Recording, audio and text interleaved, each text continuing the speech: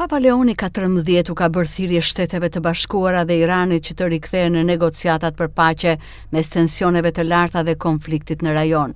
Gjatë një deklarate për gazetarët, Papa theksoi se lufta ka pasoja të rënda për civilët. Konflikti ka lënë një popullsi të tërë në Iran me njerëz të pafajshëm që vuajnë, u shpreh ai.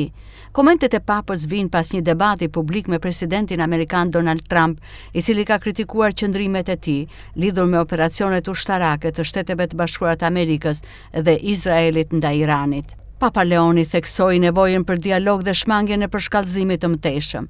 Do të inkurajoja vazhdimin e dialogut për paqen, për të hequr kërcënimin e luftës dhe për të respektuar ligjin ndërkombëtar, deklaroi ai gjatë kthimit nga një vizitë në Afrikë. Ai shtoi se si udhëheqës shpirtëror nuk mund të mbështesë luftën dhe bëri thirrje për një kulturë paqeje, jo urrejtjeje dhe përçarjeje. Papa zbuloi gjithashtu një histori personale që ka prekur thellë. Ai mban me vete fotografinë e një fëmijë mysliman nga Libani, i cili e kishte pritur me një pankartë: Mirë se vini Papa Leoni. Sipas tij, fëmia është vrarë gjatë fazave të fundit të luftës.